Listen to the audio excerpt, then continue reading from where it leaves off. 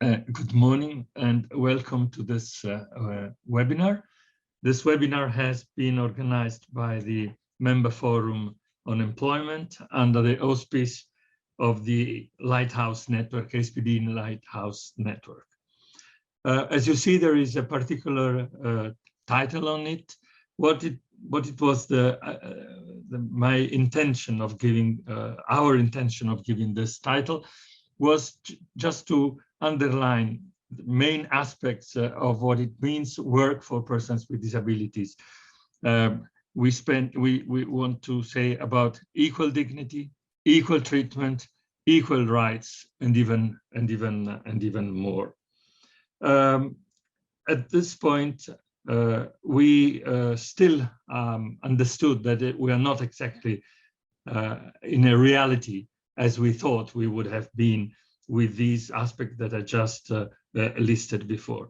So I think that it is important to have speakers at an international level that can try to answer what it means and in which way persons with disabilities can find a job, can be employed.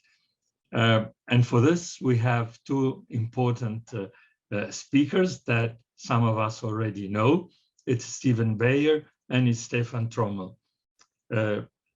Stefan comes from ILO in Geneva. He's a senior disability specialist.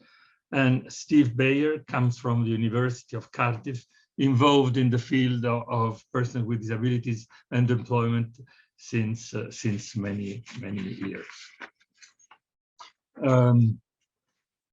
Together with us, we also have Katerina Bast, the other co-chair of our member forum. We have Tom Binel, policy manager of EASPD, and Fabrizio De Angelis, staff member devoted to the employment sector. And we have also EASPD members joining from other fora. Stefan will give us a clear idea of what decent work means, which are its values. It comes from ILO. It's not mentioned even in the 27 Article 27 of the Convention, but since 2008, this keyword, it's always in our ears, and we know part of what it means. But I think that it will be interesting to hear more what we are talking about and about the decent work agenda as well. Steve Beyer will give us an overview of the different models of employment for persons with disabilities, with a particular angle of favorable or unpleasant situation, where it's good or not good, and as employment opportunities for persons with disabilities. Of course, as we know, it is possible to make questions, writing in the QA or at the bottom of the screen, as you can see, or you can, we will open a debate that will be chaired by Katarina at the end of the two presentations. So you can come in, you are of course welcome to do that. And it means that we can have a discussion among us on these two main topics together, taking profit, having Steve and Stefan together with us. So I wouldn't add more, and I should say that we would like to start giving the floor at first at Stefan. Stefan, the floor is yours. Thank you.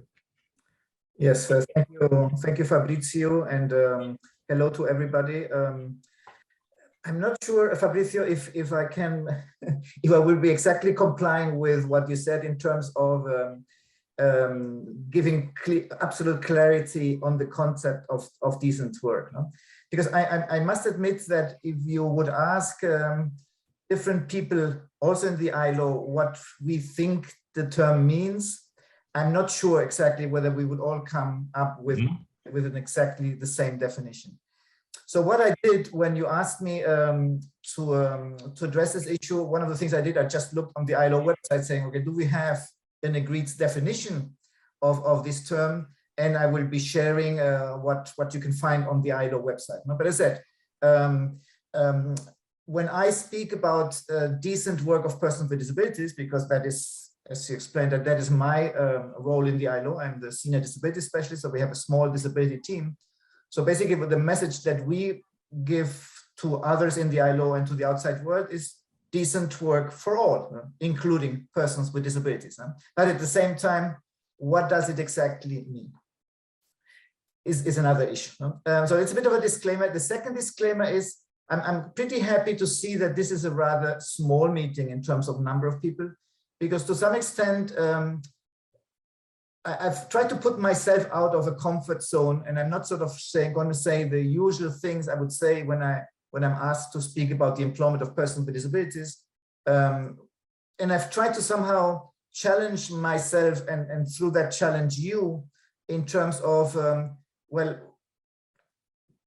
can we think a bit out of our comfort zone and not necessarily say the usual things we would always be saying when we speak about the employment of persons with disabilities? Because to some extent we are at the moment where perhaps a discussion around decent work and not just about employment or jobs brings us to different type of discussions. No? And I'm happy to have that discussion with a group of experts on the employment of persons with disabilities. As I said, I would probably not say the same things in a wider webinar where I would keep more to more generally accepted terminology and discussion. So I'm trying to somehow think a bit outside that. No?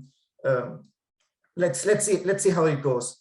To help me with my line of thought, I have prepared a very basic PowerPoint presentation, which I'm now should be appearing on your screen. So basically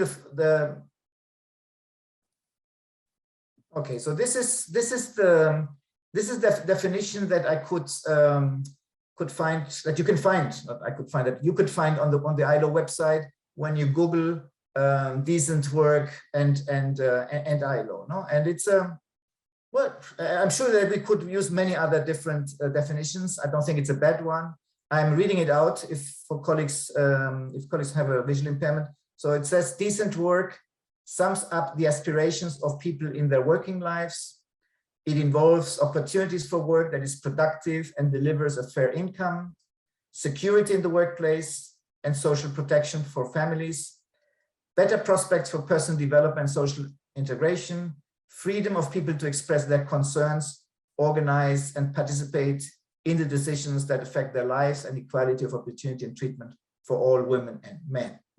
And I would add for all women and men, including women and men with disabilities. So that would be like the, but that would be like the disability addition to that. But apart from that, everything that is said there, well, sounds very nice. No?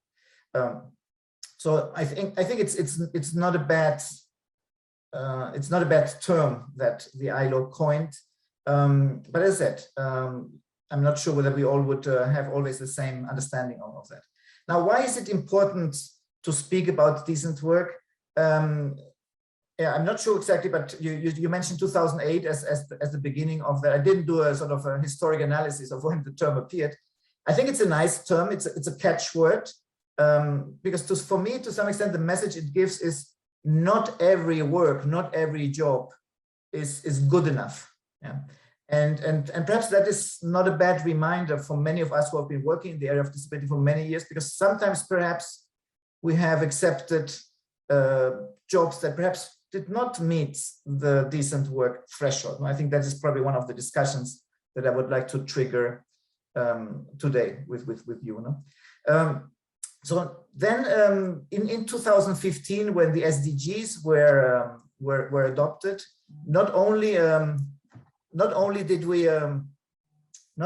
we see explicit references to persons with disabilities in the SDGs, which we had not seen in the Millennium Development Goals, but also the ILO was very happy to see the term of decent work explicitly mentioned in Goal 8 of the SDGs. So we have now a global recognition of a term that was used initially in the ILO context was then sort of, we managed as ILO to bring it to recognition in the context of the SDGs. And then the other thing that is happening at this much more micro level at this stage, you know, because you've also contributed as EASPD with submissions to the current discussion that the CRPD committee is doing, the committee that is monitoring the rights of persons with disabilities under the UN Convention. As you know, they are drafting a general comment on Article 27, the rights to work and employment. And this is not an easy discussion. The ILO, we have been trying to help a bit with discussions around what should go into that general comment, which is supposed to give guidance to states and other stakeholders on what states need to do to implement the provisions of Article 27. And Article 27, as you rightly said, does not use the term decent work, but many of the elements that you can find in that article, and also other elements you can find in other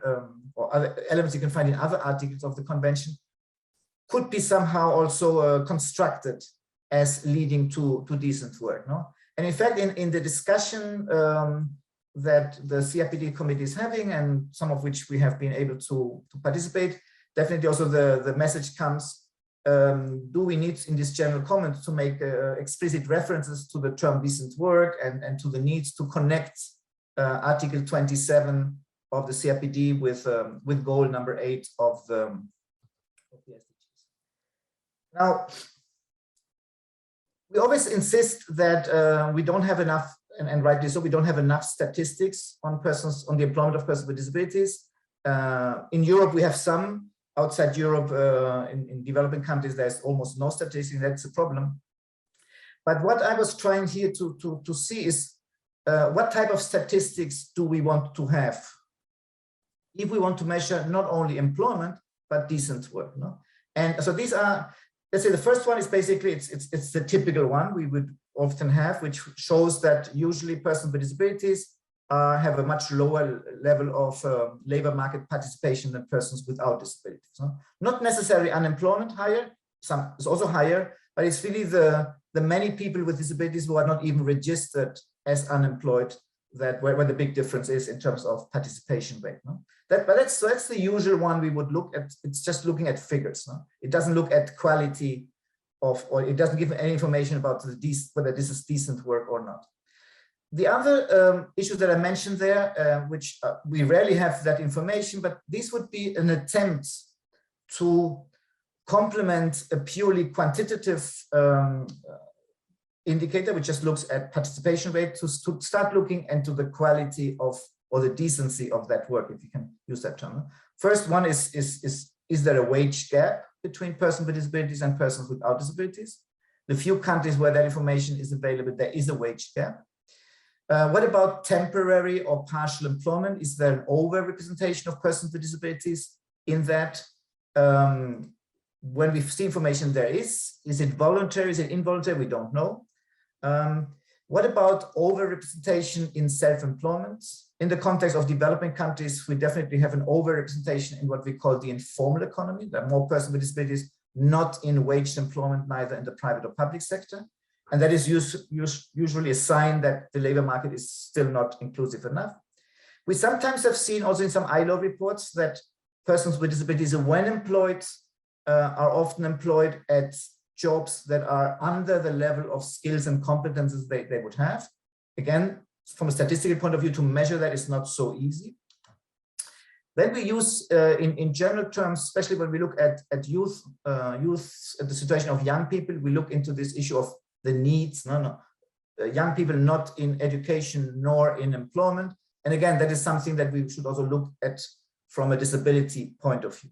And again, when looking at all these indicators that perhaps can start helping us to have a map of decent work gaps, so to say, of course, we also always need to distinguish at least between women and men with disabilities. Any other additional disaggregation by age and so would, of course, would also be useful. And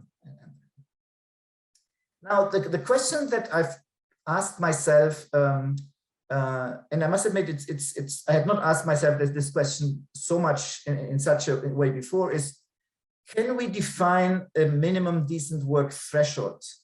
In particular, when we look at Article 27, can we say, okay, now if our goal is decent work of persons with disabilities, how do we define that? What is decent and what is not decent? Yeah. And here are some elements that I think, and to some extent, many of these would come from that earlier definition, which I shared with you.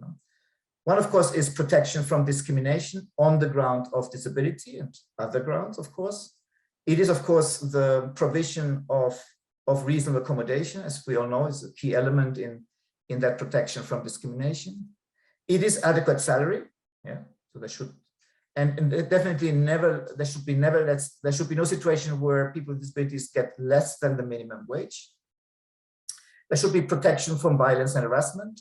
We just adopted a few years ago in the ILO, the first international convention to protect all workers and candidates for jobs from any type of violence and harassment based on gender, but also with explicit references to the CRPD and to persons with disabilities as a group that is often more likely to be in situations of bullying or other types of violence and harassment.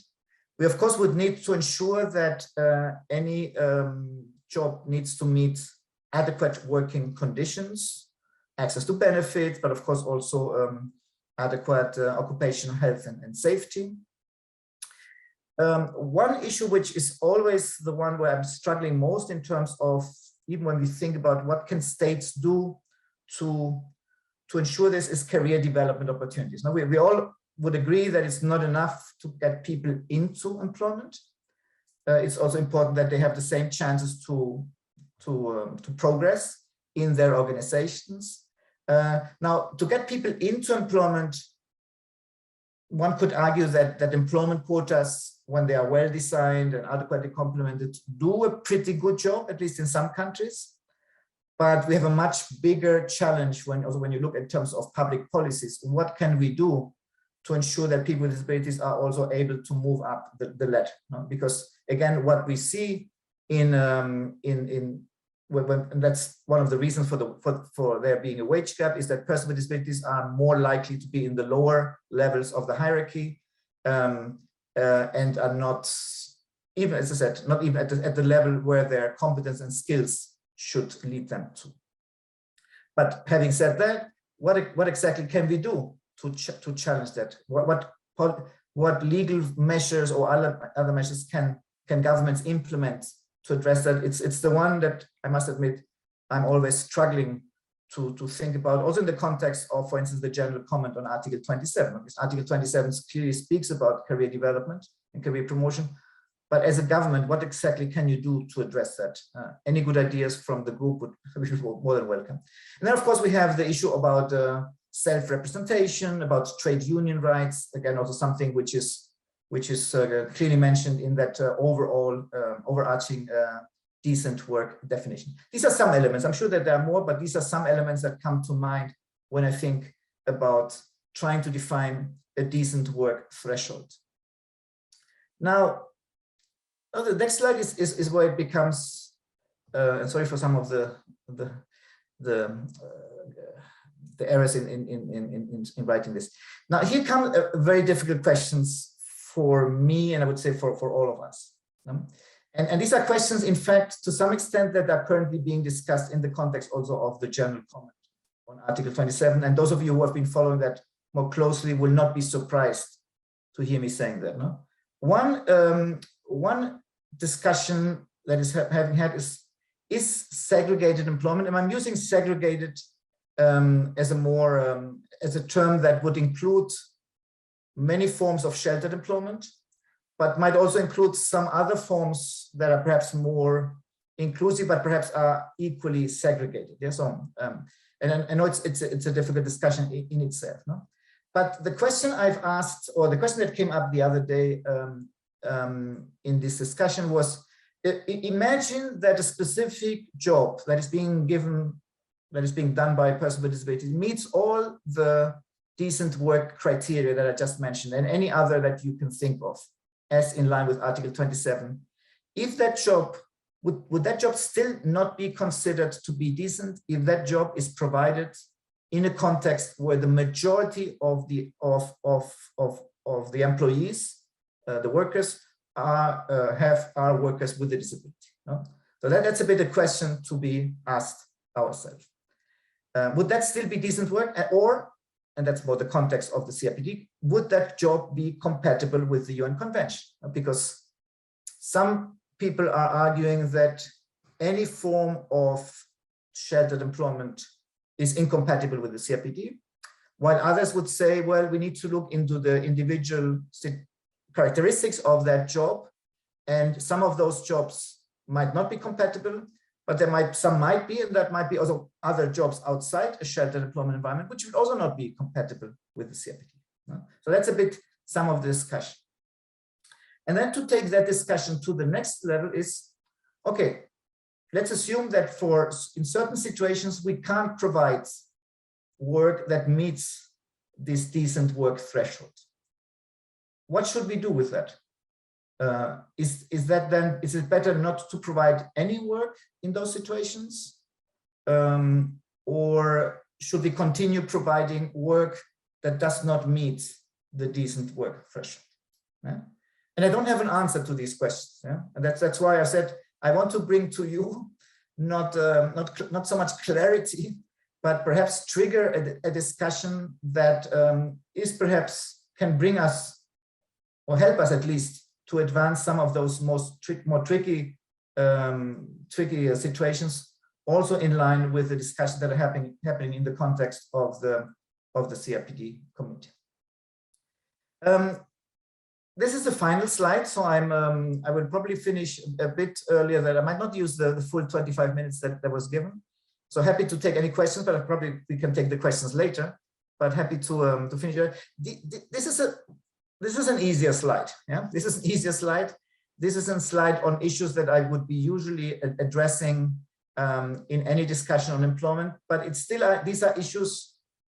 I would not say these are some of the new issues, but they are some of the newer issues that I think we also need to be discussing in the current context. No? And what we did in 2019, and some of you might perhaps remember, is in the context of the work that we do with the private sector, we organized a conference in 2019.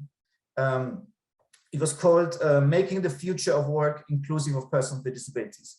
And the objective we had with that conference was twofold. On one hand, we wanted to influence the discussions on the future of work, which were happening at that moment in the ILO. It was part of our centenary declaration and process, but future of work discussions are happening permanently right now, and rightly so. But very often these future of work discussions do not include the disability angle of that discussion. And so that was one of the objectives we had with that conference. And the second objective was to bring to our own community, the community of companies and organizations that are committed to the employment of persons with disabilities, to bring to our own community the future of work discussions, to challenge ourselves to some extent to see whether our discussions were, or in our current way of working, was still up to date with the rapidly changing labor market. No? So some of the issues that you see here on this slide, we started to speak about them at that conference. We launched a report back in 2019 on that day. We then zoomed in 2021 on an additional report where we were looking at the impact of the digital economy, which was already one of the big trends, of course, of future work. But of course, now with the COVID-19 pandemic, the whole digitalization trend was exponentially increased, or the speed of that change. And we saw there both challenges and opportunities for persons with disabilities. And some of those you can see in these two reports that we launched. But basically what I can summarize that is a bit, that it seems that there's a huge potential of the digital economy, green economy also, but it's a bit small, much smaller still in terms of scale. But there's a huge potential in the digital economy, a huge unmet demand of IT professionals, cybersecurity, blockchain, website accessibility, but also more lower level jobs. So governments and companies are struggling to find those professionals. So the message that we were delivering was basically, if we are able all together to make sure that more persons with disabilities have the digital skills and competences required by the digital economy, we could contribute to them getting a fair share of these new jobs that are out there. One issue that we also looked into already at that conference, and we have more work has been happening now. Also, the special rapporteur, the UN special rapporteur on the rights of persons with disability, has just produced a very interesting report on that, is the impact of artificial intelligence.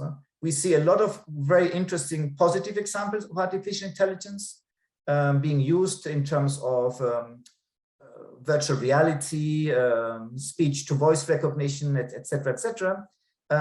But at the same time, we've also seen and have organized a number of meetings around that, very often when especially when large companies are using recruitment software, which is based on artificial intelligence, like face recognition software and something like that, it is creating new barriers for some persons with disability, not necessarily for all of them, but people that have a different way of interacting with the camera, for instance, because they have autism, or because they have a face disfigurement, or because they have other conditions. It very often excludes them from a recruitment process already before any human intervention in that selection process. So these are somewhat new issues that we are starting to look at and which are important. We've seen in the context of the ILO, we are paying some attention to what as you know, the gig and platform economy. It's an economy that is growing. It's still, in terms of percentage, is rather small, but it's rapidly growing, and it brings to our discussions new challenges. The working conditions of any platform or gig worker are a big concern of the ILO, which needs to be addressed. But also in that context, again, gig and platform workers with disabilities, we need to ensure that their situation is also being addressed. Those of you who have been working in the area of employment of persons with disabilities for many years will remember that some 20 years ago, suddenly telework was being presented as the magical solution to solve the employment of persons with disabilities. We no longer need to make transport accessible and work premises, just people with disabilities can work all from home. Well, we all know that that was a very wrong approach, but it's fair to say that now the new normal will mean much more telework from many of us. Those of us who have jobs that can be partly or totally done from home, it is a new reality. And we just need to pay more attention to the impact of that new reality to persons with disabilities. And I think that has not yet been done so much. I finish with two final messages. We work a lot in the ILO with the private sector. We coordinate the ILO Global Business and Disability Network with large companies committed to disability, to the employment of persons with disabilities. We have more than 30 national networks, also in developing countries, of companies committed to that. I've been working in this area for more than 30 years. I've never seen, I mean, this is unprecedented, which also means we have huge opportunities there, which were never there before. We just need to make the most out of those opportunities. And then what we're also seeing is definitely a huge interest. The term of neurodiversity is very strongly appearing in the private sector, more in developed countries still, as a sort of a term that brings together different types of disabilities, of impairments like autism, but also others, and which leads to new ways of accommodating, which I think is interesting. And then, of course, we see a lot of attention lately to the concept of intersectionality. We all are aware that when disability interacts with other issues like sex, for sure, but also sexual orientation issues, Black Lives Matter as an issue that has been just much more bringing to the attention of all of us. I think this is also another term that, or another situation that is definitely much more present in our discussions over these last 2 or 3 years than even 5 years ago. And I just wanted to bring these reflections also to us in terms of just to hear back from you what your questions or comments would be on that. Fabrizio, I think I leave it there if that's okay, and looking forward to hear from Steve, and then definitely looking forward to be part of the general discussion. Oh, thank you. Thank you very much, Stefan. A lot of things to think about, and I think also many questions. But please keep the questions for the debate that we will have later. I think we usually prefer to have first the presentations and then open the debate as we usually do. So again, thank you very much for what you told us. Well, I think some of us with different questions had already a possibility of an answer, but later I think they will come more and more. Now, I would like to give the floor to Steve with his presentation, Strengths and Weaknesses of the Different Employment Models for Persons with Disabilities. So, Steve, yeah, great. Steve, the floor is yours. Thank you very much, Fabrizio. Yeah, fascinating discussion there, I think, a set of points, and I think we'll touch on some of that in this presentation. I want to draw here in describing, different models on some research we did for EASPD a few years ago, 2019, 2020. Partly it was a literature review. We looked at 12,000 articles. We reviewed over 800, looking at active labour market programmes, both within the EU and outside it, particularly for persons with disabilities. But we also had case reports from colleagues within the ASPD from Germany, Greece, Austria, and other Spain countries, the UK as well. One of the overarching findings, I think, was the complexity of the provision, not just between models, but within models. And I think that's really important in terms of the decent work argument, because it's important to define the different employment models that we have and describe them well. We need to know what is happening on the ground rather than just in terms of conceptual models. It's crucial to this debate.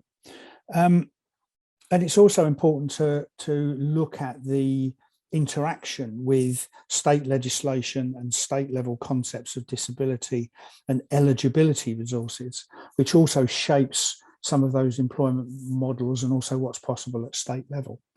So in terms of a summary, we pulled out, I guess, this model. This is one version of it, where at a group level, we can find sheltered employment and occupation centres.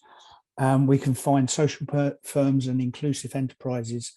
We can find a lot of vocational rehabilitation and training focused on getting people into work, and also more general social enterprise. So I'm going to talk about those in terms of strengths and weaknesses in a moment.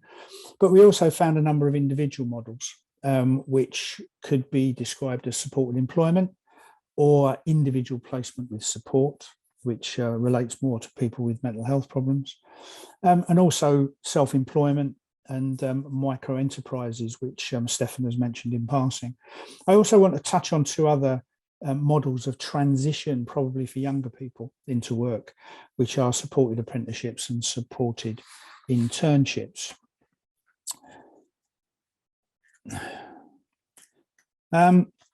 Just to give you a feel for the range of elements that we looked at, these were just the descriptions that we had of various forms of employment model from our colleagues in Germany, Spain, Greece, Austria, and the UK.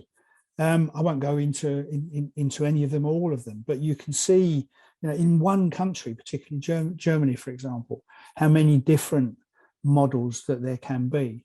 And also in Spain, very different programs. And then on top of that, you have federal level provision and also regional or municipality level provision as well. So it's a complex area and quite difficult to get a handle on what's happening. Let's look at sheltered employment first. So there's a definition there. Sheltered workshops can be placed on a spectrum in relation to its focus. And certainly we found that the OECD in 2010 provided some descriptions of this continuum from at one end, what they called an intermediary focus, traditional programs, largely on-site work, through to a strong focus with significant transition rates. And so these were sheltered workshops or sheltered models that had a focus on moving people towards the open labour market. They're also clearly provided by state level entities, non-governmental organisations, and also the private sector, paid for through primarily national budgets, but also through some other charitable means as well. We also saw a number of occupational centres as a model, having a work or occupational focus, but with wider goals than paid employment and income generation. Now, these may be health or therapeutically related and not necessarily productive work for pay. The status of those people may also vary legally. They could be welfare benefit recipients, trainees, or sometimes health patients. Now, in terms of the strengths, again, there's a continuum within sheltered employment and also occupational centres. But in general, sheltered employment provides still at that point services for a very significant number of people. In Belgium, we're looking at 16,000 people. Germany, we had descriptions of over 700 entities at that point serving, nearly 300,000 people. In Spain, 14,000 entities with 11,000 people, and on and on.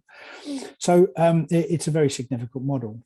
It's important that at its best, it can provide legal pay that's greater than local welfare benefits, which is a bonus, in terms of quality of life. And also sometimes it can pay rates equal to what the people could get in the open market with their particular skill levels. Certainly one of the benefits has been over years that it can provide stable employment across the person's lifespan. And there's a lot of scope, I think, for adapting work within the sheltered sector to the person's particular needs. And also mentioned regularly was that sheltered employment can achieve social goals, provide friendship for what can be a lonely existence as a person with disabilities, and can also relieve carer supervision for large parts of a week. But there are downsides. So the weaknesses include low transition into labour markets where that's a goal, and that isn't always a goal, particularly if people are at that more traditional end of the spectrum I described. They pay relatively low wages to other models, and the social protections can be lower than for other workers. Some workers do not have employee status as we might understand it. It's a relatively high cost model. Some of the criticisms are that it offers a poor range of work, so it's not in that sense always responsive to individual need. And where there's a profit focus, particularly in the private sector businesses, there can be a tendency to what we would call cherry pick or preferentially pick people with higher skills to maintain productivity. So, a big sector with, some strengths and some weaknesses, and in particular, talking about, as we have been, the nature of work, still a debate about the work is satisfactory in new concepts. If I can then talk about supported employment and split it into that and individual placement with support. Supported employment is paid work where individuals receive the going rate for the job with the same wages as other colleagues doing the same work, same terms and conditions. The job is matched to a person in an ordinary business rather than the person being matched the other way around, where jobs are found and then people are put into them. Employers can receive on the job and ongoing support from a job coach or an equivalent role. For IPS, where the focus is on mental health difficulties, we see it involves intensive individual support, rapid job search followed by placement, less emphasis on work-based support, but certainly support around the individual to help them to cope with work. The support is again time limited, and also in both models, the employer is seen as a client of the service as well as the employee. Now, if we one of the things about IPS, it has a very strong body of randomized controlled trials where people are randomly allocated to IPS or to another model. And that's shown consistently greater employment levels than other models and greater wage outcomes. Supported employment often has been associated with people with intellectual disabilities, but certainly we've seen good results in a number of countries working with people with sensory disabilities, brain injury, physical disabilities such as cerebral palsy.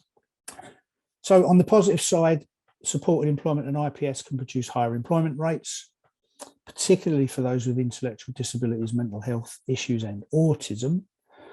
The costs are favourable compared to other models due to the idea that you train somebody intensively and then fade your support and thereby costs. Wage rates can be higher than other models, and supported employment can work with a range of clients and with a range of severities. Now, on the negative side, its availability and the scale it operates still varies across EU states. It's quite low in many. Funding can be too short term for 1, 2, 3 years, leading to resistance from some people to moving into that sector because they fear the support won't be there.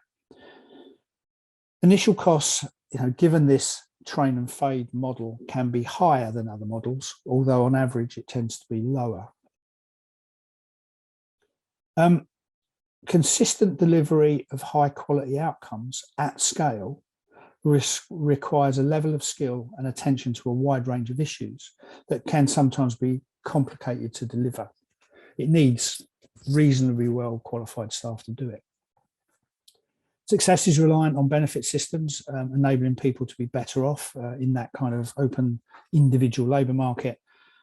And another criticism is that social integration can be lower than for other models. Some people can be lonely out there in what we might call ordinary jobs.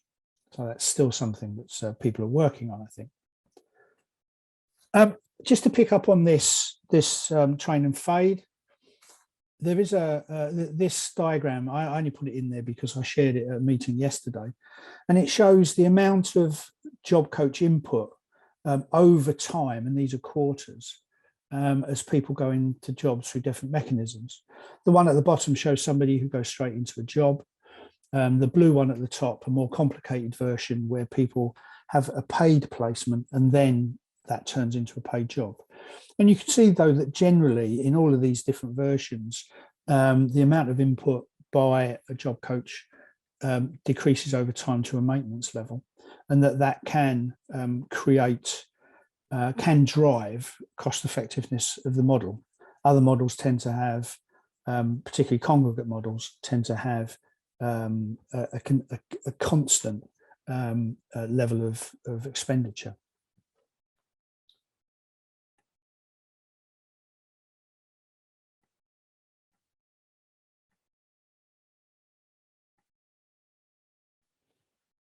Social firms and inclusive enterprises, I think, are a growing phenomenon across the EU, and certainly in some countries it's well represented.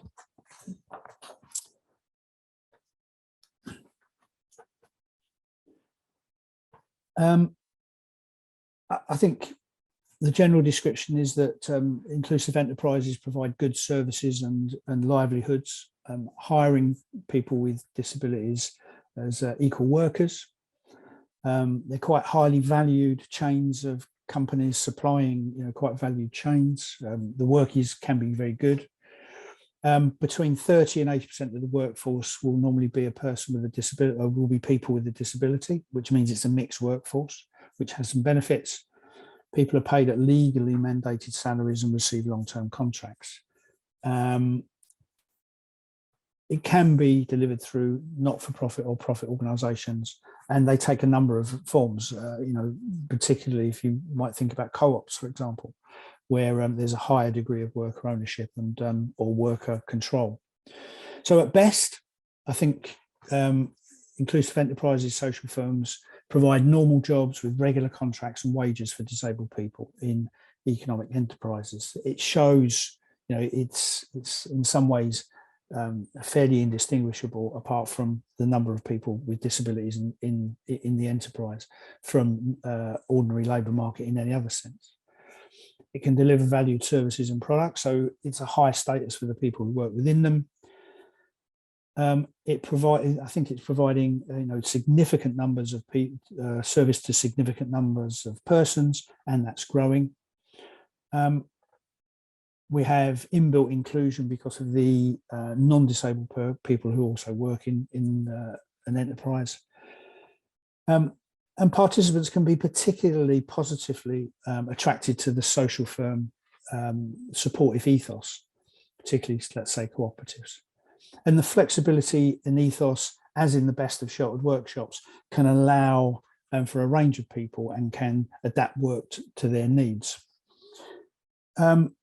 The weaknesses are that in some countries, the sector is poorly supported and resourced. Cost benefits are not always delivered until the business is fully mature. So in cost terms, it can be cost heavy in its initial phase. The private sector receives the same subsidies from local authorities or municipalities as the third sector, even though the main objective can be focused more on profitability than necessarily on people with disabilities. And that has been critiqued by some people as diminishing the experience for people with disabilities and the number who are employed. And private organisations have been criticised for hiring people with lower levels of disability to improve their profitability and to weaken its impact.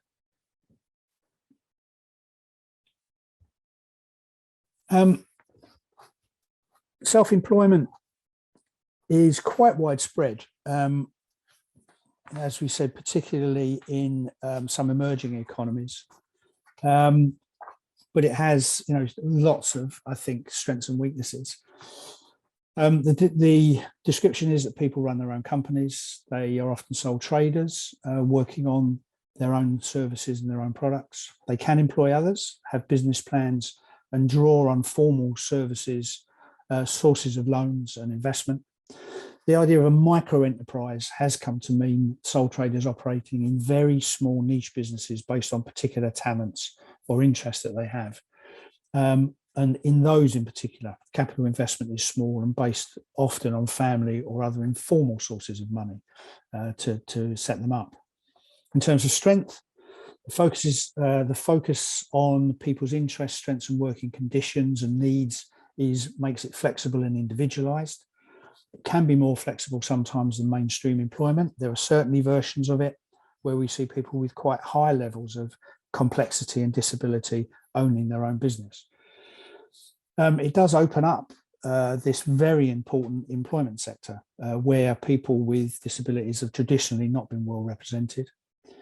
It can allow some people to gain income from what might have started as a hobby or an interest. And it can be a significant provider where the state culture is supportive of that way of working. On the weakness side, still relatively few people within, I guess, the EU are benefiting from these schemes. I think people find it very difficult to manage the administering of microfinance programs, of how you get business understanding and support to people in a cost-effective way.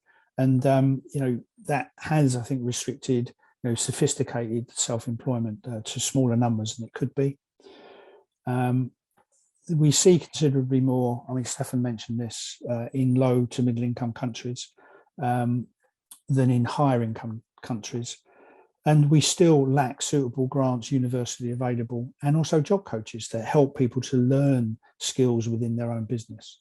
And that easily available source of business planning and expertise.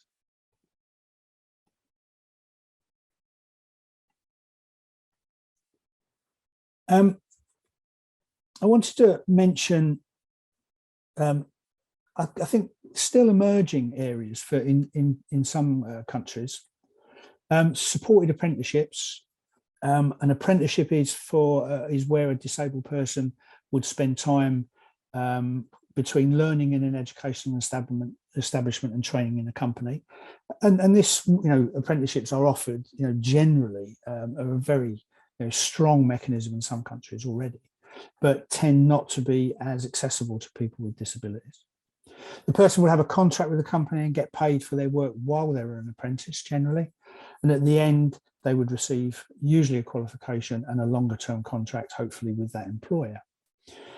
Supported internships are a particular form of that aren't paid. It's a course where a young disabled person spends time working in a host employer's business with regular education input from their school or college that's delivered in the worker's own place.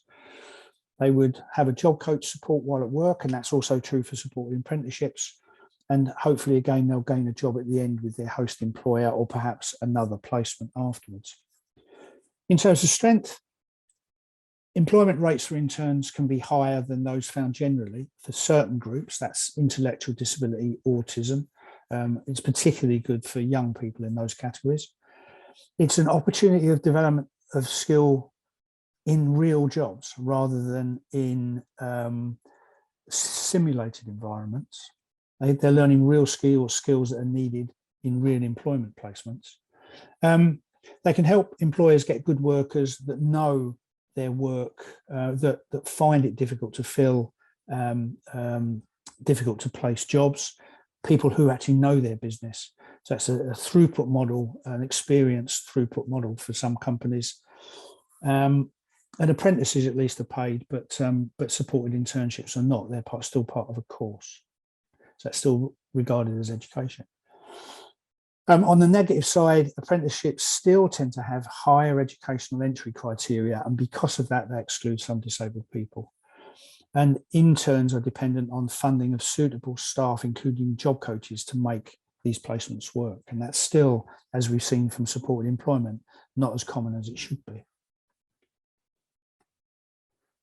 So if we look at some more general factors that influence all of these models, and their effectiveness.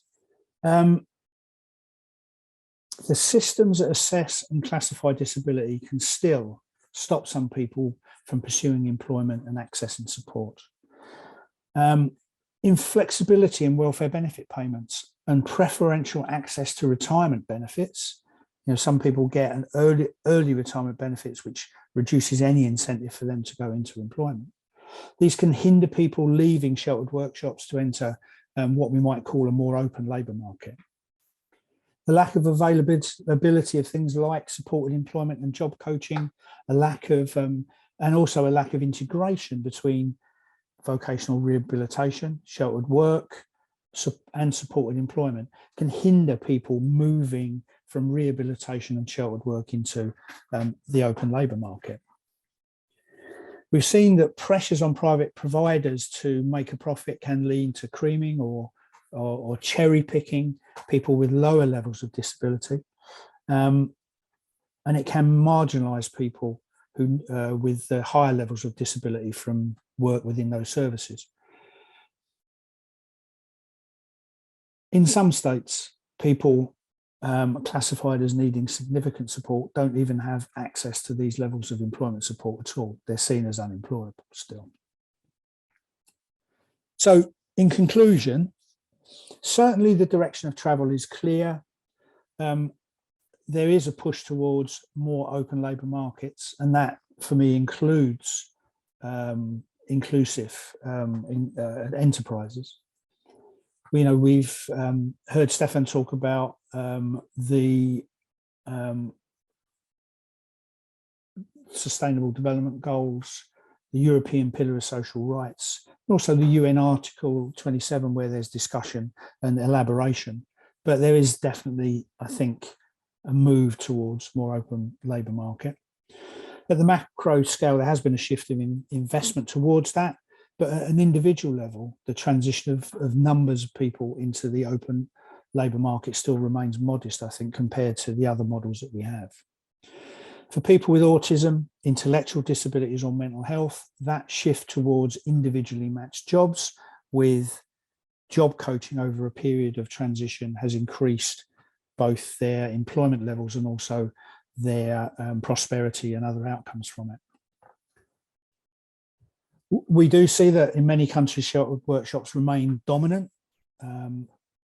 But it's important to remember that sheltered workshops have contributed to maintaining incomes for people where community wages and welfare benefits have been low. So it comes back to the idea of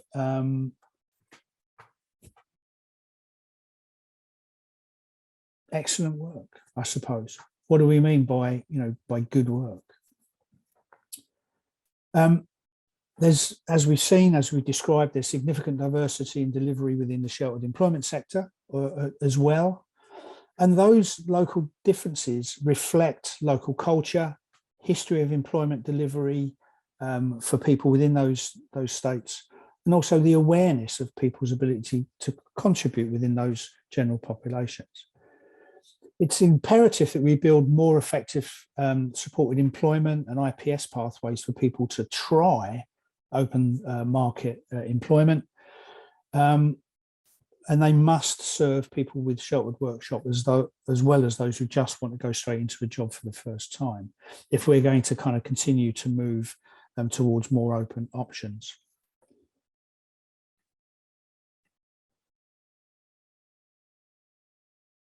Effective transition to inclusive employment will need investment in the full range of models that provide that. Inclusive enterprises that support the full range of people with disabilities, that mention of problems sometimes with the private sector, supported employment, IPS. I'd also mention vocational training for those where that is an effective model, and it really isn't for everybody. Work-based learning and transition models can be better for some. And future change, I think, in the real world will necessarily take different routes and also different pace because of the scale of the transition from sheltered to other less inclusive models required in some countries. And also the labour markets that are within those, that could provide the alternatives, not being well developed and not being very open to people with disabilities. With that comes changes in legislation, definitions of disability and capacity, and changes in welfare benefit rules to accommodate a better move towards inclusive jobs. Outcomes from sheltered workshops may need to be improved at the same time as new pathways are opened up, where there are poor prospects for transition to open employment in the short term in those particular regions or states. So I'll stop there and hope that's contributed more to kind of Stefan's idea about the nature of work.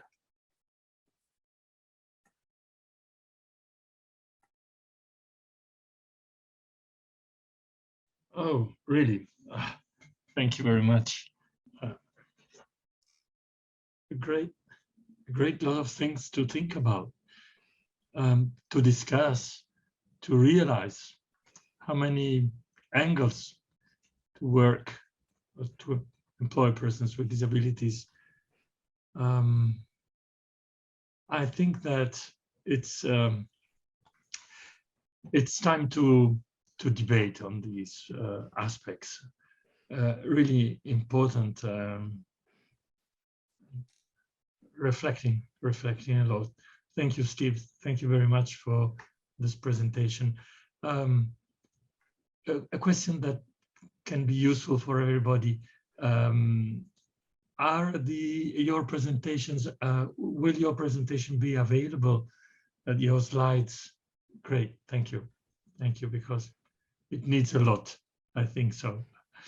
Okay, so now I will give the floor to Katarina to open the debate. Katarina, you have a lot of work to do. So please go for it. The floor is yours. Thank you, Fabrizio. And thank you, Stefan, for your interesting presentation about and the good questions you raised at the end. Thank you also, Steve, for the overview of some systems in Europe. We, Germany, took part in your study back then. And I remember that you really tried to also find out which target group has access to the individual services and models. And I think there is still a big question mark in many studies when it comes to comparing the models. And also when it comes to the questions about decent work and segregated work and so on. We really already have some questions. First was David, who had a remark about the overqualification and skills. He says that it reminded him of the 1960s when society thought the same about women, thinking that it was okay for them to work in secretarial roles regardless of their skills. I think that is quite an interesting remark. Maybe, I don't know, maybe Stefan, you want to say something about the problem of overqualified people with disabilities and why they don't have the ability to work where their skills are needed. Yeah, no, I saw the good question from David. Good question and not an easy one, no? Because I think the diagnostic is correct, no? And we've even made it in some ILO reports looking at youth employment. That was one of the findings. No, I mean, don't ask me exactly the details how they measured this overqualification, or from a statistical point of view, it's not so easy. But I think it's fair to say that, and I said it, that one of the challenges we have is that, as I said, even in countries which have a well-functioning quota system, getting people into the private sector, for instance, if we focus on that, or the public sector for sake of that argument, work pretty well if they're well designed, but then there is no real way of ensuring that people move up. Of course, a strong non-discrimination framework that complements quota would help with that. But at the same time, if you put yourself in the shoes of a policymaker, what can you do to remind all employers that it's not only about providing a job, which sometimes seems to be okay. I've done my part. No, I meet now the 4-5-2% quota. I have employed this person, but I will not make any investment in that person's career development. It's normal that people enter organizations at the bottom. No? A young person would normally come in at the bottom, disabled or not disabled. The problem is that still too many. There are low expectations. There are not enough inclusive lifelong learning approaches now.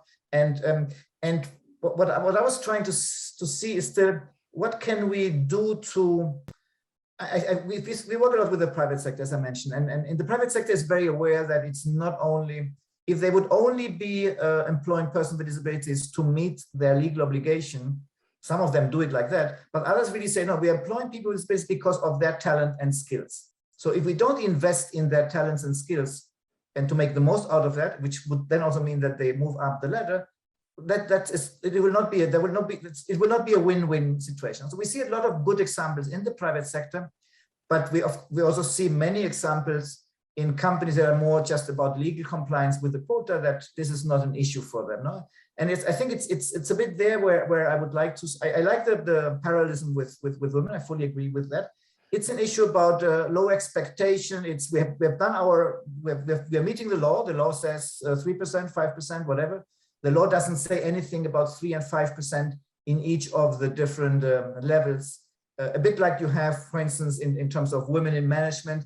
There's perhaps something there that we can look at, but it's a difficult one. It's a difficult one to, from a legal point of view, to move that on is not an easy one. Probably one way of doing it is to at least to identify better the problem, which is when companies now do their reporting on, I don't know, whatever, global compact, sustainability reporting, that we ask companies that have statistics on their staff with disabilities to at least visibilize that situation. Where in what levels are these employees with disabilities working. So at least we visibilize that there is very often a problem of over-representation of persons with disabilities at the lower levels. But I've not yet been able to really find more better ways of addressing that complicated problem. But I would fully agree that with the diagnostic, and I like the parallelism with women not so many years ago. Yeah.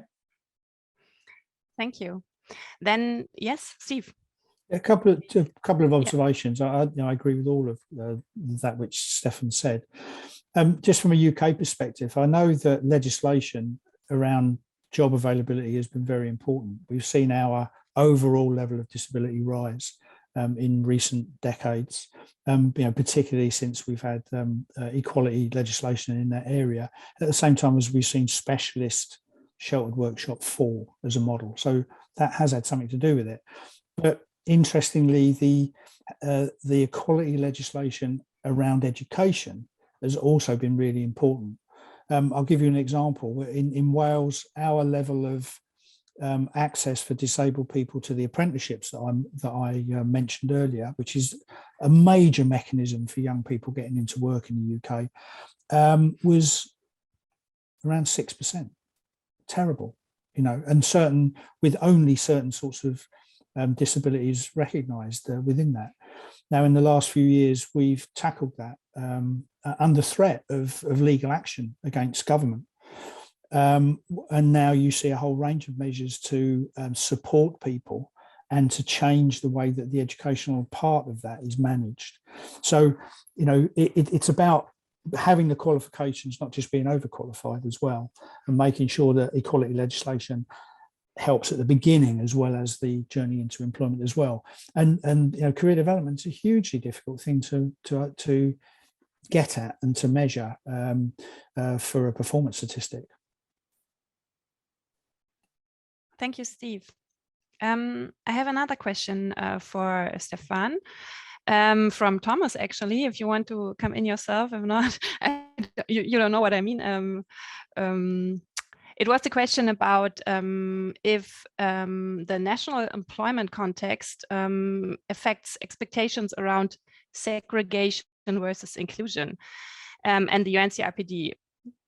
For example, is it the same situation in countries with high unemployment rates and those with low employment rates, or maybe countries which are economically well developed and not so well developed? So does the ILO, does the UN committee make a difference here? Okay, let me answer the question in a slightly different way. Sheltered employment, I liked very much, Steve. I mean, your presentation was excellent. It reminded me of, and that's a bit of a side remark, but I need to get it. I need to share that with you. It reminded me of one of the contributions to the consultation process around the General Comment, Article 27. A colleague who's not an employment expert, but whom I highly appreciate, she made the following question: do we need to speak about employment models? No? Or could we just formulate everything around support in terms of reasonable accommodation and things like that? Because it's fair to say that in the overall employment context of the ILO, we speak about self-employment, we speak about employment in the public sector, private sector, we speak about informal economy, and we don't use, and we speak about social and solidarity economy, which includes social firms and cooperatives. We don't use the term open, because we have that discussion. What is open? What is closed? I mean, contrary to open, the labor market is closed. No? So when you look at employment from an overall non-disability perspective, we have these type of categories. No? Would they not be? Would be my question too. And I said I've never asked myself that question, because I'm also very familiar. I've worked in Spain and in the sheltered employment context. I mean, I'm very familiar with all that distinction between sheltered support and all that. I'd never thought about getting rid of those models. No? I thought it was not a bad question to ask ourselves. Do we need to, in the disability specific context, to continue speaking about models, or could we formulate everything around public and private sector employment with, of course, the adequate support where job coaches and many other things could come in? anyway, that's a side remark. Now, going back to the issue of course, I think there's a big difference between economically developed and developing countries. If now a country in Africa or Asia, a poor country would come to the ILO and saying we are currently thinking about, we don't have yet any sheltered employment modality or any congregated modality. Would you be advising us to create that? I must admit, I would say no. You should not go down that road. You should fully explore all the other options that Steve, you have presented. I would definitely advise against. But the reality of the matter is, and Stephen, you've given the figures. I know the figures from my country in Spain. I think we have probably the country where that type of congregated employment has been still growing for many years. It was around 70,000. And when I started working in 30 years ago, it was like 10,000. And it was only people with intellectual disabilities and only organizations run by parents. Yeah. Then other stakeholders came in. It was widened to other disability groups. It was never excluded, but it was not used. And then suddenly also the private sector came in with some of the cherry picking discussion that and this term of the additional complexity for profit and not for profit coming in and being treated in the same way. It has been a hot discussion in my own country. No? So definitely the economic development things comes in. Of course, one of the arguments that was always given also is in a country where you have a very high level of unemployment, it was, at least in the past, it was so difficult to convince anybody, any private sector, to employ persons with disabilities, that the only option that was available, at least for people with more problems to get into the labor market, was this form of congregated type of employment promoted by the sector itself, or yeah. But I mean, to some extent, the situations are changing. I think, if I can put it like that, some of these congregated forms of employment for me are a solution of the past, but are still a current reality. You know? And we need to just be thinking about how to, and just closing them down and saying, okay, now all these people will now miraculously find employment in the open labor market. I mean, we all know that that is not what will happen. I think these are some of the discussions that I also wanted to bring to the CRPD committee. Many of the CRPD committee members, you need to understand, also come from Africa and countries where they have no experience of sheltered employment. No? And sometimes their position, one of the things that we have tried to do as providing technical assistance is just to show the complexity of the situation. I mean, these models that Steve so rightly have explained, when we speak about congregated, segregated employment, a cooperative created by 8 or 9 persons with psychosocial disabilities coming together is a form of congregated employment. You have the large profit and not-for-profit organizations. You have inclusive enterprises. Sometimes I feel that some of them has been a bit of a rebranding of older models. That may be a bit more blunt on that. You have the profit and not-for-profits. Because the concern I have had sometimes, and some of the questions, and Catherine, I will finish with that, sorry. But one of the I also saw in the chat was about this cherry picking. No? Is cherry picking only be done by the private, not the for-profit organization? I would say no. Also, the not-for-profit needs to make ends meet. No? And if all your employees with the existing supported financial support you get, if you can't make ends meet, you tend, of course, then to bring in people with disabilities who perhaps could work in the normal labor market. Yeah? But then, of course, you want them there to compensate a bit for the people that have a lower level of productivity, because the financial support you get will not allow you otherwise to make ends meet. No? So you have the cherry picking in all of these contexts. The additional point I would say is, now in the context of a not-for-profit entity, you know that if they make ends meet and if they hopefully make a profit, the profits will be reinvested in the organization. Now, in the for-profits situation, it's not so clear where those profits will go. Some of those profits will go into the pockets of their owners, like happens in any other private sector scenario. No? So there, I must admit, I have a bit of a moral problem, and I think it's not so much about the cherry picking, because I think some of that happens throughout, but it's really what happens with the profits that result from that. Thank you. Mm-hmm. Thank you. I have a question myself here. When it comes to cherry picking and creaming and people with milder disabilities and people with more severe disabilities, you, Stefan, you talked about data collection, and you even talked about differentiating between men and women with disabilities. But does anyone even differentiate between people with mild and severe disabilities? Is there any differentiation between the kind and severity of disabilities? And I think sometimes when we talk about inclusive enterprises and enterprises which have to be economically successful and to support what you just said, but what about the persons with very severe disabilities? If, and maybe that also supports your question, if we cannot have any other kind of work, shouldn't we then have sheltered employment if there is really no chance, or really a really small chance for people with severe disabilities to work? Who wants to come in, Steve? It's a complicated argument. I mean, it's a solid argument, and it's a logical argument. But I think that sometimes we misconceptualize what productivity looks like.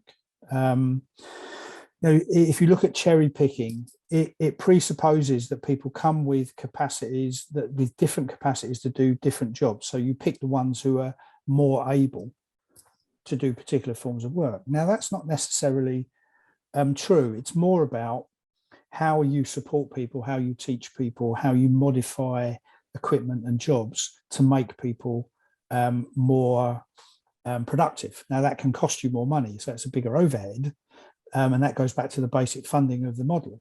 So it's really not about the capacity of the people so much, because we do know a lot about how to support people to do quite complex things when they don't have qualifications. It's about the underlying financial model. Now, I agree, with Stefan, that cherry picking does lead to that, because it's a very simplistic solution to a problem. Just get people who can do it, as they walk through the door. But if you look at it from that point of view, what would it take to make people productive in a particular environment, and how do we arrange affairs that they can do that? Then the issue of whether we need sheltered work for people with very high levels of support tends to fade away. I've certainly seen very good examples of people working individually in the open labour market with very substantial levels of communication and other disabilities, where you've used models like shared work, so like job share, where different parts of a job can be done by two different people, and with a lot of technical support. Now, if you can do that in an individual workplace for an individual person, you can do it in a inclusive social enterprise as well. It's more about the conception of what people can do and how you support them, rather than necessary cherry picking mean there's going to be a residual group you've got to have a model for. It's more about what the support model looks like for that person, and then what's the best job environment for them to have it. Thank you. Katharina, if I can just come in, I fully agree with everything that Steve said. It was interesting that in some of the submissions received by the CRPD committee, and they're all on their website, especially I think there's some of them that came from Germany. Germany, as you know better than me, and Steve has described it, one of the models in Germany means that people with disabilities they're not employees. They don't have a labor contract. They have their pension, and they might get some pocket money depending on that. So one of the submissions received from Germany was basically saying, should that specific model, should it be assessed under Article 27 of the Convention, the right to work, or should it be assessed, for instance, under Article 26, which is the right to rehabilitation, habitation and rehabilitation. And that's a big discussion, because it's fair to say that when we have sometimes spoken about non-discrimination at work, the question comes up, would we define that specific example in Germany? It's also the occupational centers in Spain. They have a similar situation. They're technically not in a labor relationship. They have some form of relationship. It's not a labor relationship. So if you then look at it from a non-discrimination at work or in employment, somehow even with the European directive in the area of employment, to some extent one could argue that they are outside an employment relationship. No?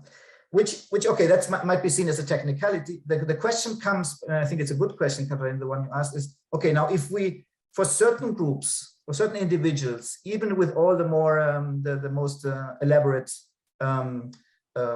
workplace adjustments, we cannot bring them into a job where they can earn at least the minimum wage or the wage of that specific sector. What shall we then do in that context? Which was a bit the question that I was asking myself, no? Because I think it's an important question. Should we then go back to other? I think somebody said something also in the chat. Is it then about day centers? Or what should we be doing with that? Or would it just be better to say, no, okay, these people should get decent disability benefits in the European context that usually would be available. I mean, not in all European countries for sure, but in some European countries, you would have the budget for that. And the person should then just be doing other things in life and not necessarily going to a place doing work from 8 to 3 in a sort of work context, but where he or she is not really working in an employment relationship. And I think these are some of the questions that we could be asking ourselves, and probably have already been asking ourselves. And I don't have an answer to that, but I think it's a very important question. Thank you. And by that, you also answered the question from Antonio from Spain, actually, as well, who asked, if we take, as you said at the beginning, work in a broad sense beyond jobs and employment, do you also call work carried out in daycare centers segregation? Which I think you replied. Also, we have another question for Steve. Okay, it was about profit making and non-for-profit. Okay, we have another question for Steve. I just read it because it's quite long.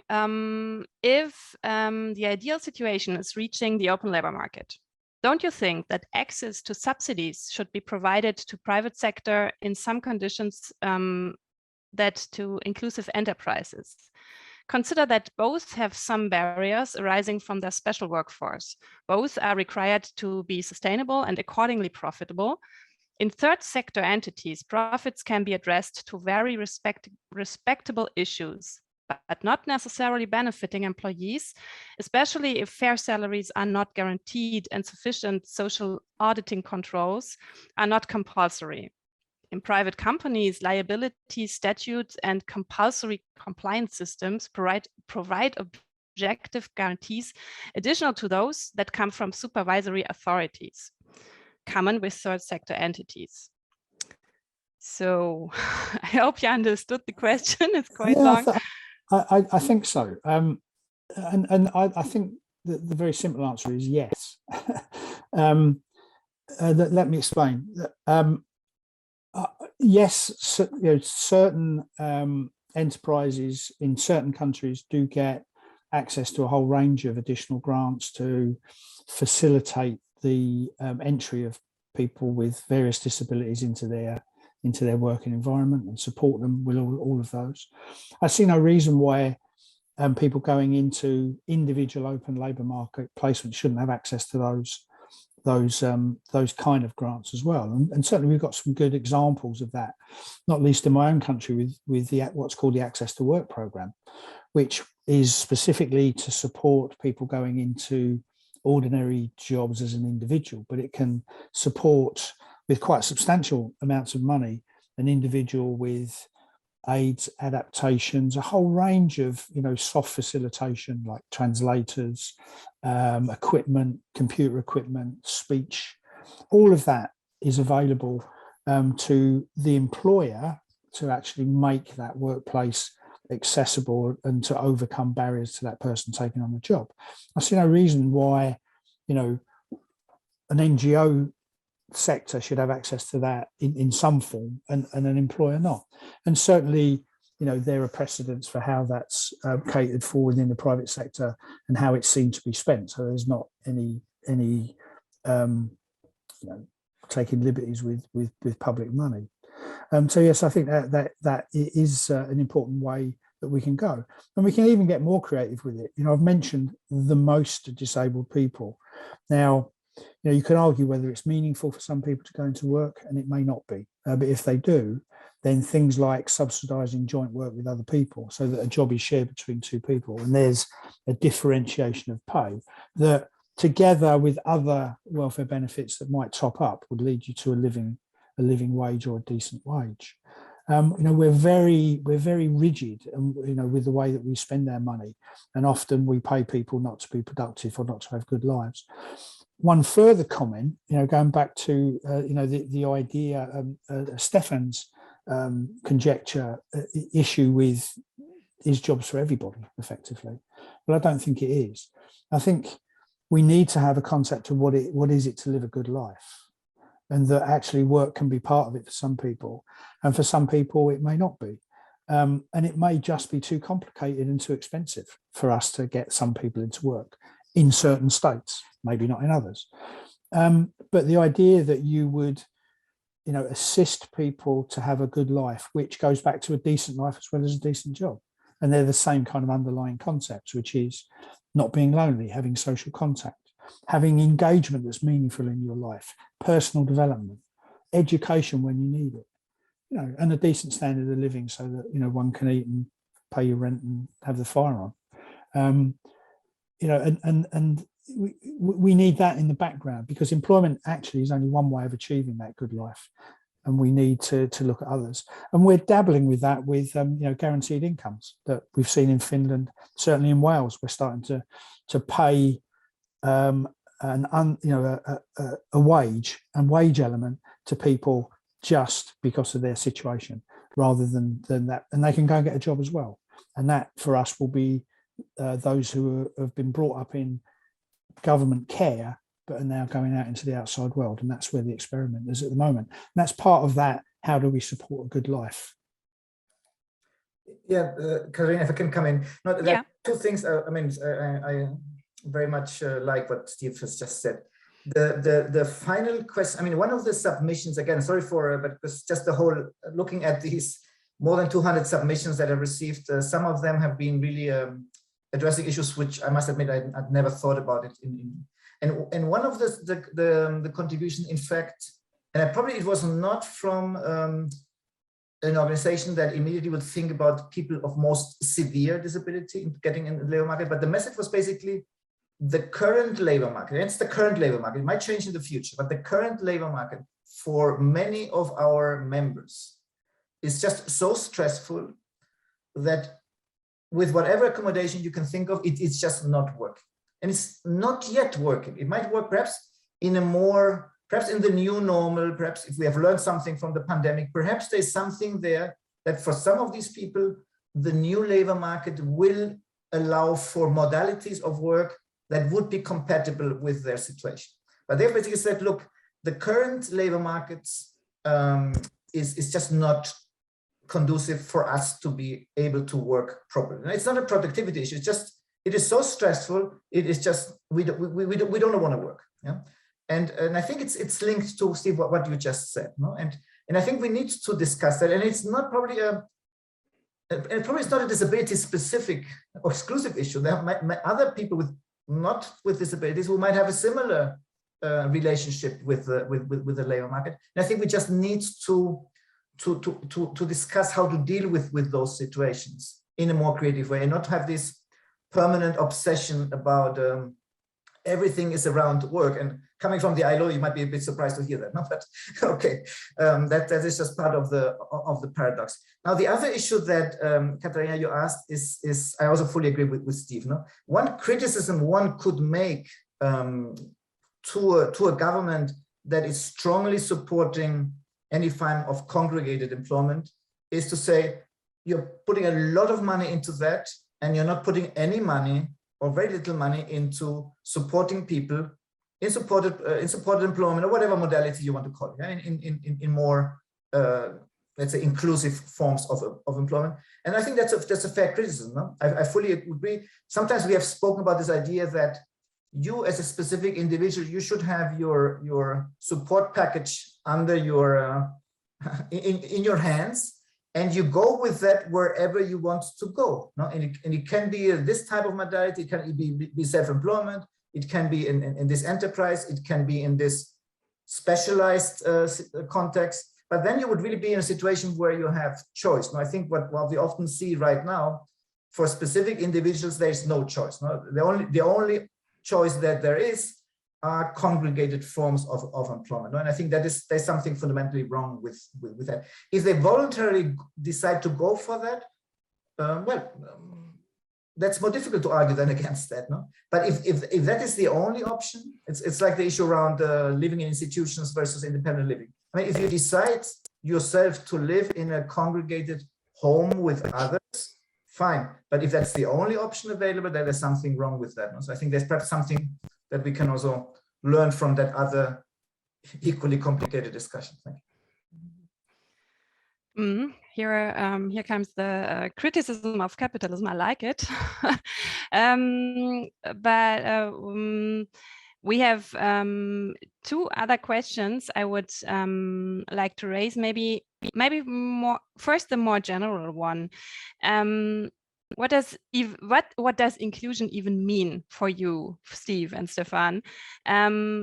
Specifically in the context of employment. Does it really open labor market?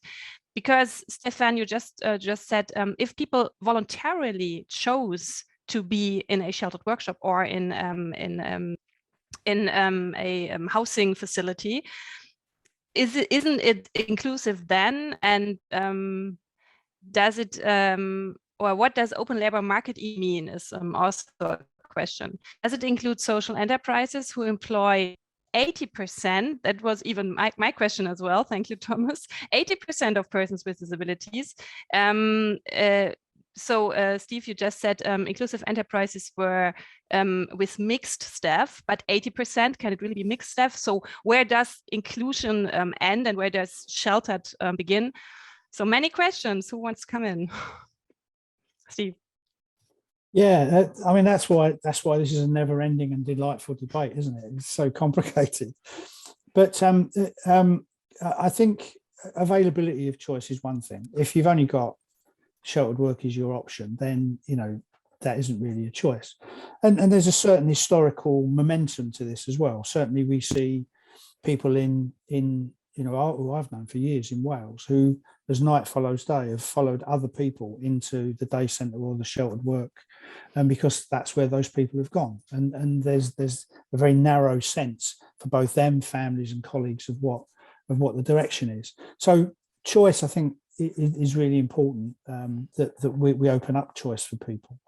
And we must be honest. One of the criticisms of individual placed open labour market jobs is, for some people, they're quite segregating, in terms of their social engagement. I've done detailed studies that have shown that people have got more friendship networks and are happier with their friendship networks in more sheltered environments than they are in an open job, because their communication difficulties have made it very difficult. This is true for people who use international sign language, use sign language. They can be very isolated in a job, even though they may have better working conditions and more money.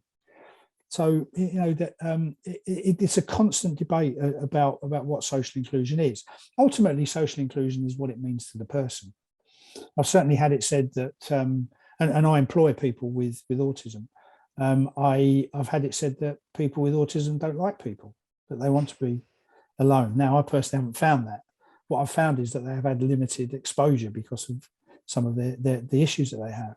But it is ultimately in the eye of the beholder. But it's incumbent on us to make the touchstone is, what do other people do?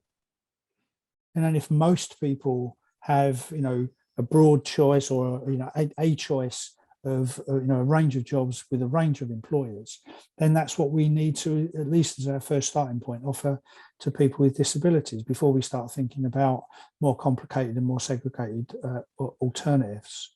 That's one thing. The other thing is that in many cases the labour market's working against us.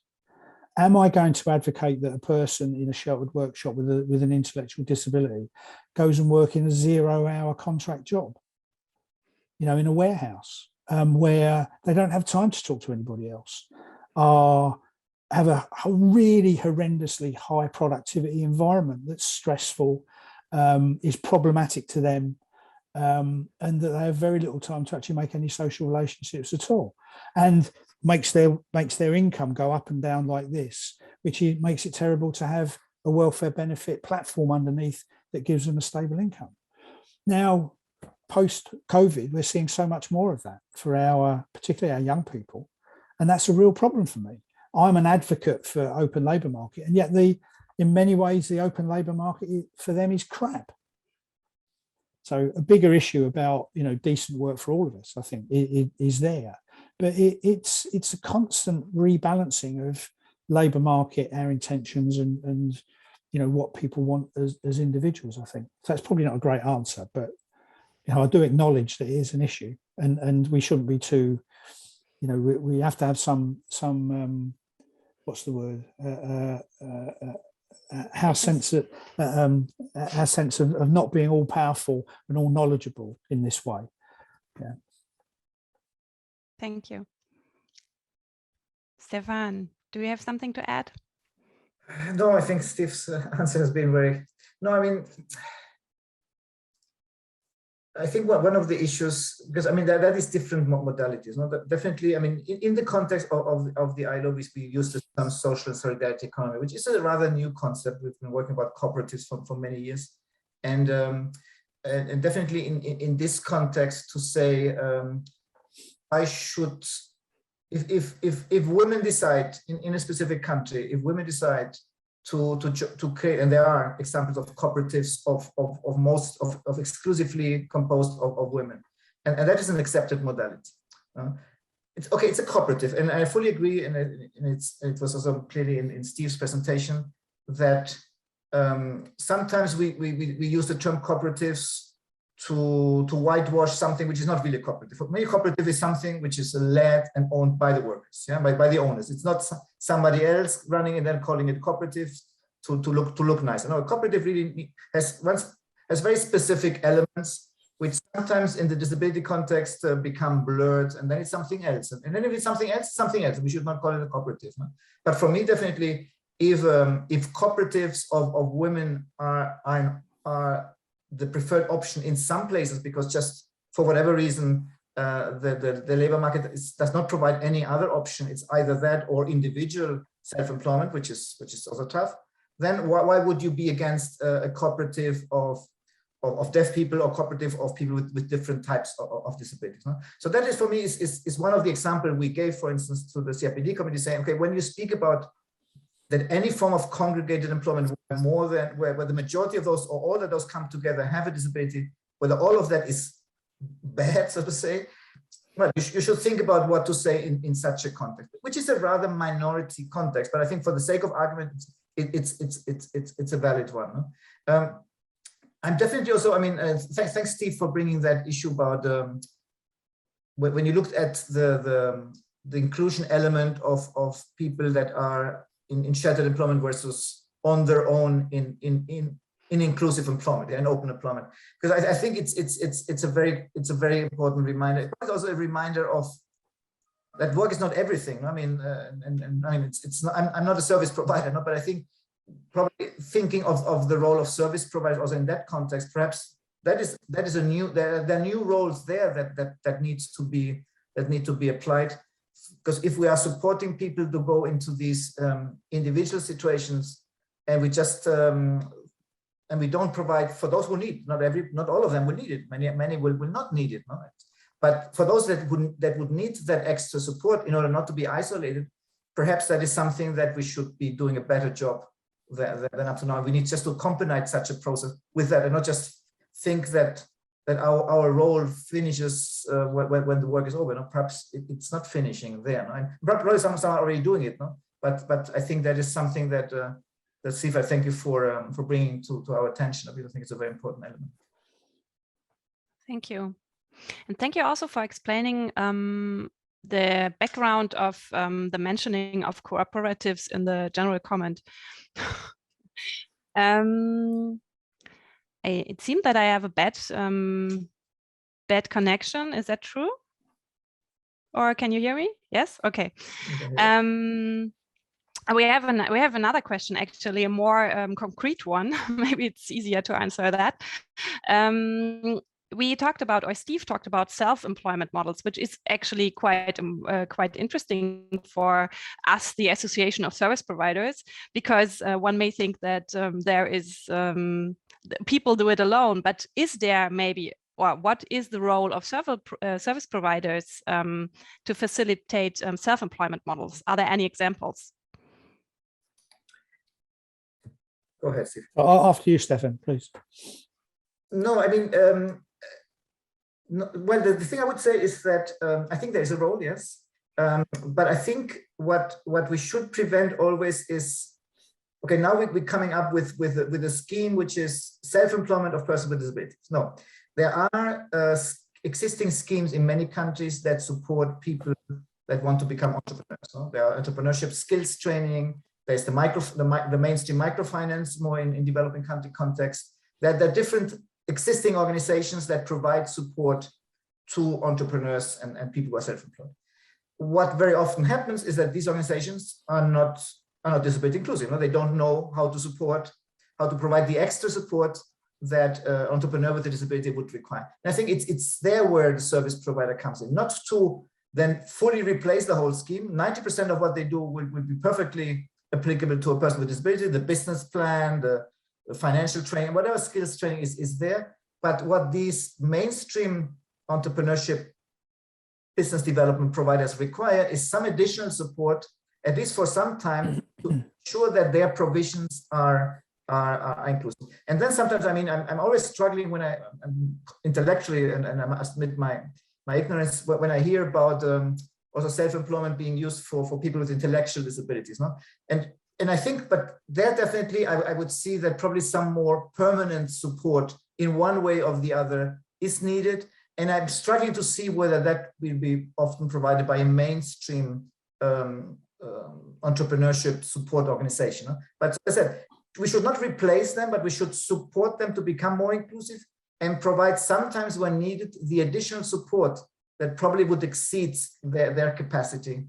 I think that is the way I would see it. Because otherwise, sometimes we have seen, now we're setting up a completely separate microfinance scheme. No, let's make the microfinance scheme inclusive of persons with disabilities, but let's not solve it by coming up with our new separate scheme, which always will be less effective, more expensive, will reach out, will not have scale and anything. That would be my suggestion. Thank you.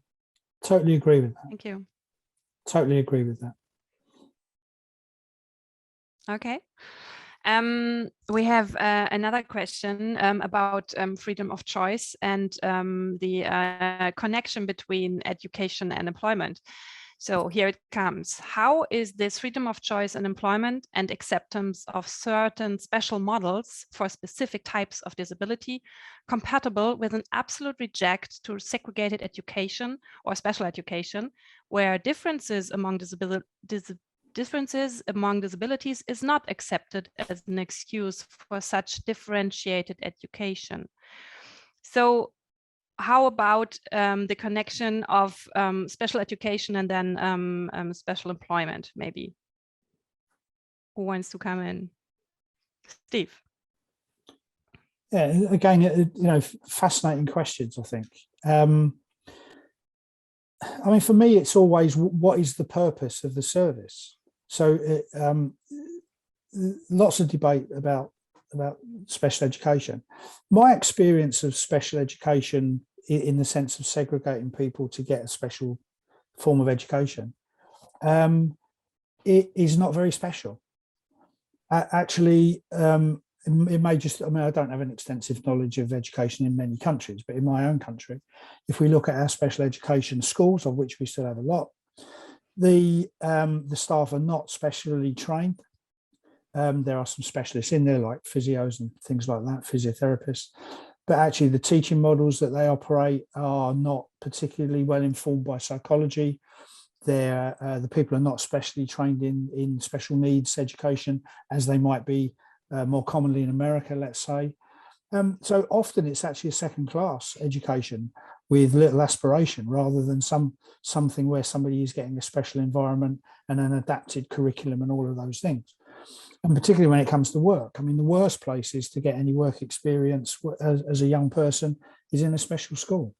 I mean, we struggle deeply in my own country to get people out into well-supported experiences that can kind of move them towards the labour market. It's very difficult.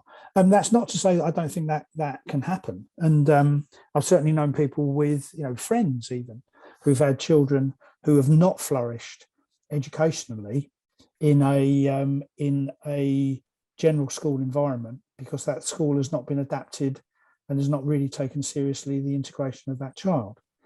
And they found that actually, with Down syndrome, you do have a bit of an educational model you have to follow, to suit that disability, and it wasn't being provided. And actually, in that case, a special school was much better educationally for that person because they knew how to teach them with that particular disability. So in general, I would say let's do things for people well. I think that let's examine what special means. If it's special education, great. And if not, why can't we do that in an ordinary school with more sophisticated support? Because what that does, it means that people are educated with their peers. And it becomes it no longer becomes uncommon for somebody to meet and know a person with disabilities. And when they become an employer or a hirer, it's easy for them to say, yes, I will employ this person with a disability because I went to school with people like this and I know they have ability. When we specialise and we take people out of that environment, we disempower the general population as well as sometimes put the person with a disability as a disadvantage as well. Thank you. What I would add to that is you have special education. We often say special education leads to special employment because you then go down the segregated path, so to say, separate from the rest of society. And then you have also an in-between step, which is always surprising because now there is this very strong push for inclusive education, and rightly so. But you still have a lot of examples, segregated vocational training, in fact. No? In many countries, even in developing countries, when you ask them, what about your vocational training system? We have these 5 or 6 segregated vocational training institutions only for persons with disabilities, usually boarding school, because of course they can only have a few over the country. And then of course they're doing things which for sure will bring them to high quality and decent jobs like sewing or repairing or there's no expectation at all. It's training for the sake of training. They become permanent trainees and will never get any chance of finding a decent work, to go back to the initial term. Thank you. Thank you. I myself have so many more questions, and there are also more questions in the Q&A about, for example, well, are people with disabilities the better people? Don't they believe in capitalism just as everyone else? And I also would have many questions about freedom of choice, and how about the choice of those people coming from the special schools who now choose to be in the shuttled workshop? Is it then even a free choice and stuff like that? But we have to end this discussion. I hope to at some point continue it, but for today I want to thank you and give the floor, I think, first to Fabrizio and then to Thomas, right? Yeah. Thank you very much. Really, as Katarina said, we still have a huge amount of questions. It will be great to have a longer discussion and debate. I also had one about the cooperatives, but again, time it's a bit late now. We will try to manage again to spend the time together. I think that who is with us have been really very pleased to hear whatever it came out under this so important point of view. So I would like now, first of all, to thank you both, Steve and Stefan. Thank you very much for your availability, for having spent so precious time together with us. And again, I hope we will have another opportunity, because employment sector, it's huge, and it's still so important, particularly in our common field of interest for persons with disabilities. The debate is huge. We heard about decent work, the dignity. We heard about how many kind of employment opportunities are for persons with disabilities. Too much for 2 hours meeting. So we need time, and we will try to have again another meeting together. Now I will like to give the floor to Thomas, who will wrap up whatever it has been said and give the main points that will be food for thoughts and to discuss with. So Thomas, go for it. Thank you. Thank you very much, Fabrizio, Katerina, Steve, and Stefan.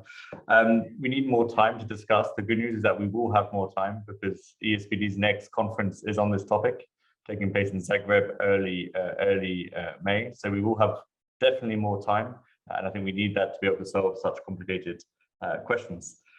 Talking about time, it's also a very important time, and really the perfect time to start talking in more depth about this. We have issues around the impact of COVID, we have the impact of technology, we have the green transition, and we're seeing that over the years we've also made very little progress on the labour market, in particular on the open labour market, despite this. So really we need to find solutions, because we're affected by very big challenges moving forward. The UN General Comment will help us to guide our work also as service providers moving forward. I think what we would like to see is maybe a bit more nuance in some areas and how it's been portrayed, because the situation is complex, but also recognize that the rights-based approach it also comes with a certain logic that we need to apply for everybody in an equal way. So we can't really pick and choose either which rights are implemented for who in which way. But yet a bit of nuance would help. I think we've discussed that nuance very much today. Within the European Union, also employment of people with disabilities is a priority. They want to launch a package of initiatives, whatever that means at this stage, but they want to be active. And they will be looking into the capacity of employment services, what quality jobs means in quality jobs mean in sheltered employment, but also the transitions to the open labour market. And hopefully after this, we will be developing our own position paper to contribute to these discussions. What did we discuss? A lot. I think the clear, let's say, vision, at least from Steve and Stefan, is open labour market is very much the future. And I think they were quite clear on that. But at the same time, we've got to manage this transition and these discussions in the right way to make sure that some people with disabilities are not less, in a worse situation because we are moving towards the open labour market. There are clear employment models, even though that concept, should we be discussing that terms, was also brought up. Each contributing in some ways in their own way. What was particularly important was choice. Is there enough choice really taking place in different countries, and also what does choice really mean?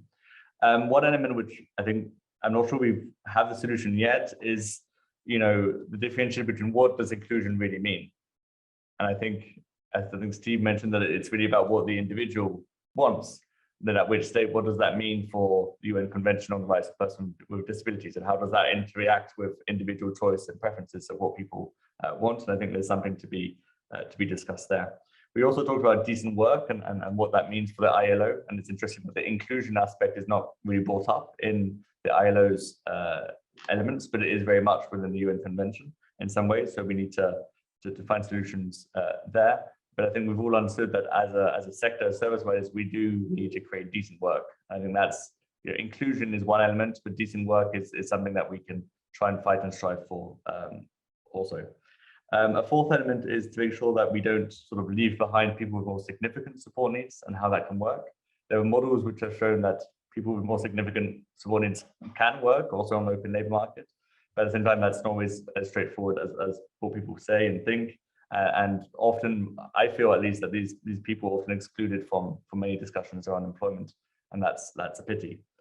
Cherry picking was discussed, but it's also linked a bit to the financial health of the organisation and how they can make sure that they can, how we can make sure these organisations don't cherry pick and actually provide the right type of support to make sure that they can work. They can do that, but at the same time stay financially healthy. I'm not sure we have the solutions to that yet in many countries.